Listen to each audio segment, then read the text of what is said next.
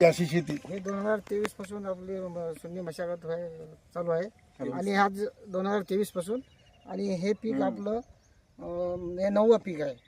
पराठी पहिल्यांदाच होणार का? बरं आता हे पेरल्यानंतर हे डबल कटई करायचीच नाही का? नाही, आता खालून कट करायचे आणि खालचे जे मूळ आहेत हा. ते मूळ आपल्याला कुचू द्यायचे आणि त्याच्यापासून आपल्याला सेंद्रिय खताचा फायदा होतो. म्हणजे प्रत्येक रब्बी आणि दोन्ही पिकात दोन्ही पिकं तीन शून्य पिकं. मशागत जर करायची असेल तर पहिलं पीक घेतलं की पहिल्या पिकाचे अवशेष याच्यात असायला पाहिजेत.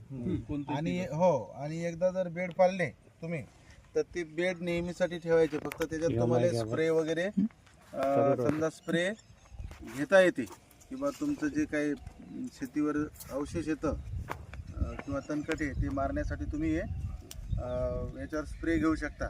नंतर त्या अवशेषामुळं काय होते की बा जमिनीत कर्ब वाढण्यास मदत होते, त्याचं खतात रूपांतर होते. त्या खताच्या रूपांतरामुळं आपल्याला इतर जे खतं येतं त्याचं प्रमाण कमी करता येते. त्याच्यामुळे हे बेड एक वेळेस पाडल्याच्या नंतर नेहमीसाठी तुम्ही असे ठेवू शकता आणि वेगवेगळे तुम्हाला पाहिजेत ते पिकं घेऊ शकता.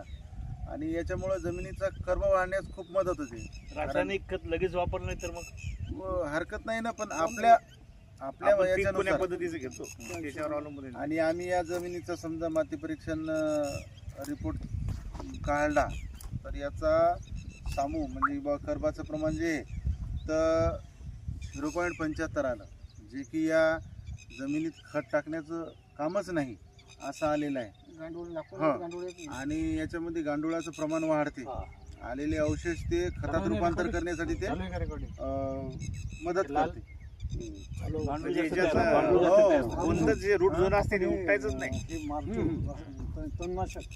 गांडूळ मारत नाही का? नाही, हे आपण जमिनीवर मारतो ना. गांडूळ राहिले.